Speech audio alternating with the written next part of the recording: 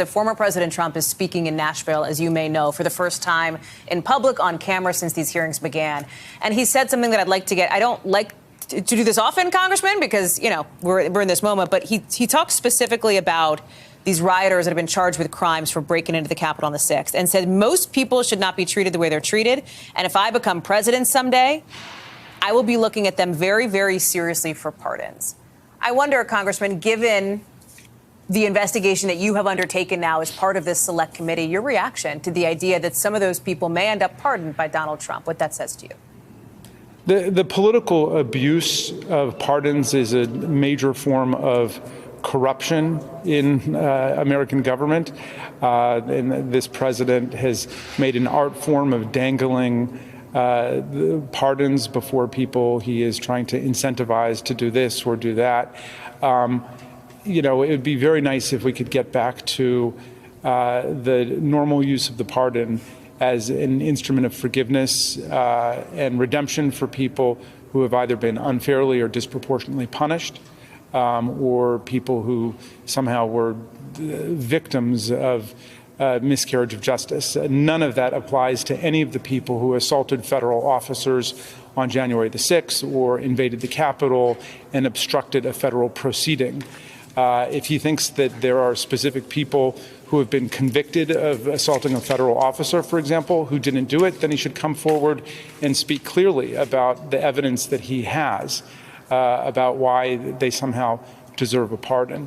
Otherwise, this is just a gratuitous and scandalous injection of politics into the presidential pardon power. But unfortunately, it's not the first time we've seen it. And in fact, the pardon power has been very much part of some of the conversations that you've heard over the last few weeks with the committee and the hearings that we've had. Okay, so first off, here's the moment that they were referencing. It's the Faith and Freedom Conference being held in Nashville, Tennessee. January 6th defendants are having their lives totally destroyed and being treated worse than terrorists and murderers, despite most being charged with parading through the Capitol. Most people should not be treated the way they're being treated. And if I become president someday, if I decide to do it, I will be looking at them very, very seriously for pardons, very, very seriously. They've been treated very unfairly. Now, right off the bat, before we even go into the idea of pardons, I just have to say, the idea of Donald Trump talking at the Faith and Freedom Conference is just the perfect metaphor for the GOP's perverse view of Christianity. The list of ways that Trump's entire being runs counter to the every facet of what Christianity is supposed to represent would be enough for an entire video unto itself. But instead, I'll just show one simple clip that pretty much encapsulates everything. Here's what Trump, the evangelical hero, the keynote speaker at the Faith and Freedom Conference, had to say when asked what his favorite Bible verse was. Okay. You mentioned the Bible. You've been talking about how it's your favorite book. And you said, I think last night in Iowa, some people are surprised that you say that. I'm wondering what one or two of your most favored Bible verses are, well, and why. I wouldn't want to get into it because to me that's very personal. You know, when I talk about the Bible, it's very personal, so I don't want to get into verses. I don't want to get into... There's no verse that means a lot to you that you think about or cite? The Bible means a lot to me, but I don't want to get into specifics. Even to cite a verse that you like? No, I don't want to do that. You're an Old Testament guy or a New Testament guy? Probably equal. I think it's just an incredible... The whole Bible is an incredible... I joke very much so. They always hold up the Art of the Deal. I say my second favorite book of all time. But I just think the Bible is just something very special. But sure, big follower of Christ. Got it. Now, onto the issue of pardons. This has been a principal focus during the hearing itself, considering we already know that both Congressman Scott Perry and lawyer John Eastman had requested pardons from Trump.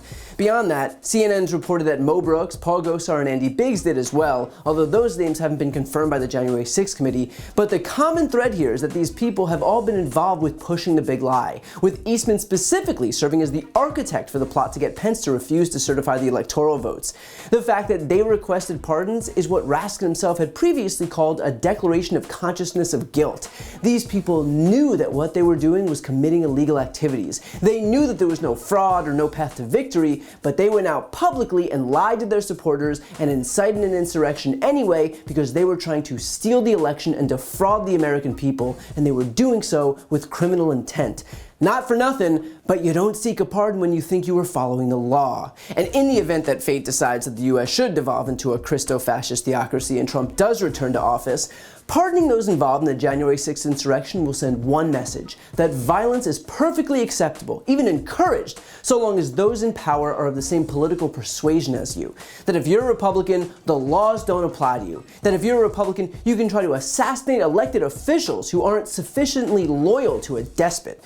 All this shows is not only does Trump have no remorse, but he is actively promoting the same lies that sparked the insurrection in the first place. What happened on January 6th was not an accident, and Trump is ensuring that we all know that. The fact is that the DOJ should consider not only the overwhelming evidence against Trump as compiled in both their own investigation and by the January 6th committee, but also the very words coming out of Donald Trump's mouth on a daily basis. This is a criminal who's only been emboldened by a systematic failure at every level to be held accountable.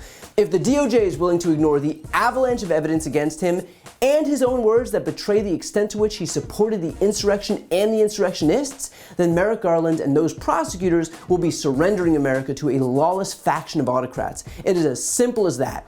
And I don't mean to put all of the pressure on one person, and I'm certainly not trying to have a redo of the Mueller investigation where we sat back and waited on Robert Mueller to save us, but the simple fact is that he's the Attorney General. He took the job, and that job is to step up and defend our laws even when it's difficult. So Garland can either look at the evidence in front of him, have a spine, and make the right call, or he can decide that it would be too politically inconvenient to stand up for the rule of law. I hope, for the sake of this country's future, that he makes the right choice.